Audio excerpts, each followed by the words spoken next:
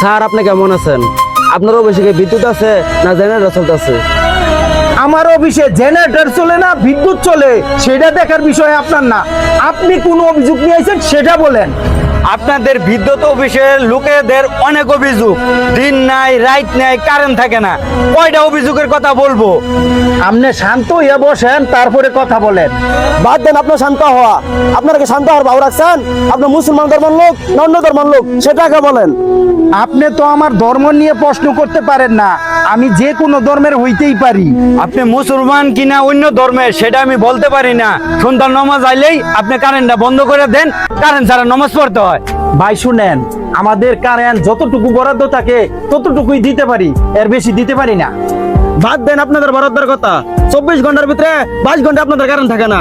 আবার বলেন আপনার দেশটারা চাফা মারে কোন সিঙ্গাপুরে মারা আলছি, আমার নাম তো ঠনঠন কিছুই না। কারেন্টের বিল তো আর কম আসে না, মাসে মাসে হাজার হাজার টাকা কারেন্ট বিল দেয়। তো তারপরে কি করে লাগে সন্ধ্যাবেলা সাইকেল ধরে লাগে শহরের ভিতরে 24 ঘন্টার ভিতরে 24 ঘন্টা কারেন্ট দেয়। আমরা গ্রামে দেখি, আমরা কি মানুষ না?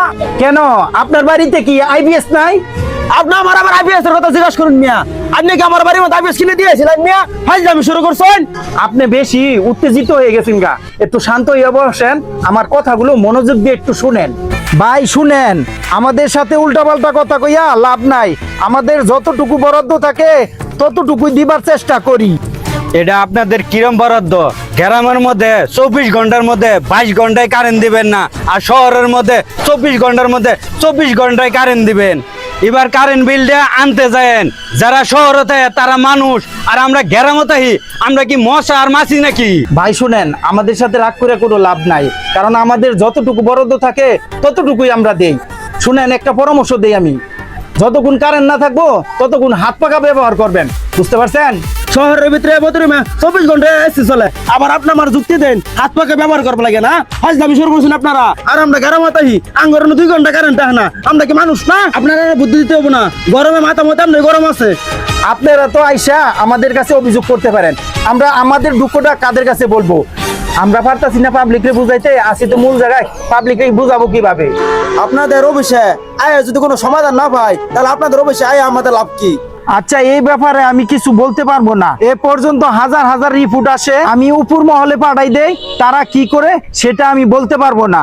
আপনাদের বহুত বকবক শুনতাছি, এতক্ষণ ধরে বয়ে রয়েছি, ওই অমুক খান অভিযোগ তমুক খান অভিযোগ, এত বছর কানবে আমার কোনো সময় নাই।